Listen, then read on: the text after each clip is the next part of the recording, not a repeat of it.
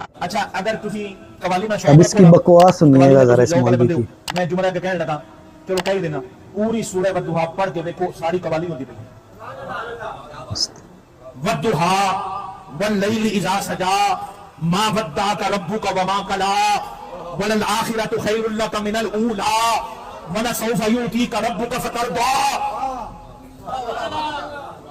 الم یجدک یتیما فآوی ووجدک ضالا فہدی ووجدک عائلا فأغنی فأما اليتیم فلا تقہر وأما السائل فلا تنہر وأما بنعمت ربک فحدث.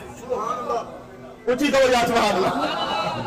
وہ سونے دے اور تسی کہندے قوالی قوالی جائیں گے میں کہ رب آپ بھی سونے دی قوالیاں کرتا پیا. ہاں جی وہ رب آپ قوالیاں کر رہا ہے, رب آپ قوالی فرماتا ہے, قرآن قوالی کر رہا ہے, مگر اس قوالی کی ہر ایک کو سمجھ نہیں آ سکتی.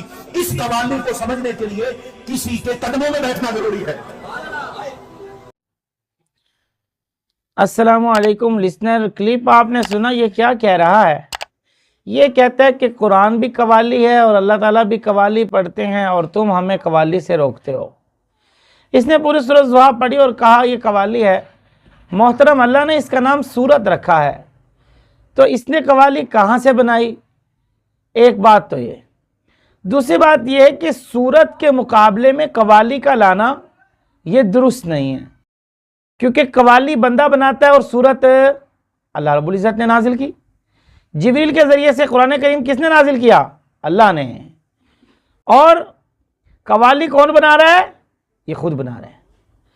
اس میں عشقیہ شعر ہیں یا اور کچھ شعر ہیں, شرکیہ شعر ہیں. بہت سے شاعر پر شاعروں کی نظر سے قوالی بنتی ہے اور اس قوالی کا جو قوالی کو نام دیا گیا وہ بندے کی اپنی بنائی ہوئی ایجاد ہے, جبکہ اس کے مقابلے میں معاذ اللہ من ذالک لعنت اللہ علی الکاذبین لعنت اللہ علی شرکم کہ قوالی کو سورت کا مقابل بنانا کہ سورت بھی قوالی ہے, یہ غلط ہے.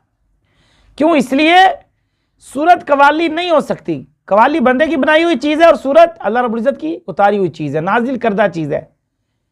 اس لیے تو قرآن نے چیلنج کیا تھا نا سورۃ بقرہ میں, وَإِن كُنتُمْ فِي رَيْبٍ مِّمَّا نَزَّلْنَا عَلَىٰ عَبْدِنَا کہ جو کچھ ہم نے اپنے بندے پہ نازل کیا, اگر تم چاہتے ہو کہ تم ہی کہہ رہے ہو کہ یہ خود بنایا ہوا کلام ہے تو لے آؤ اس کی مثل ایک سورت لے آؤ, پہلے 10 آیات کا پھر ایک سورت کا اور پھر ساتھ کہہ دیا وَادْعُوا شُهَدَاءَكُم مِّن دُونِ اللَّهِ جو اللہ کے علاوہ تم پکارتے اس کو بھی لے آؤ اگر تم سچے ہو.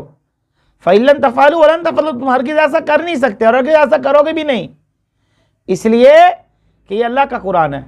اور یہ لانتی اس کو قوالی کہہ رہا ہے, اس کو قوالی کہہ رہا ہے, اس کو شرم نہیں آتی.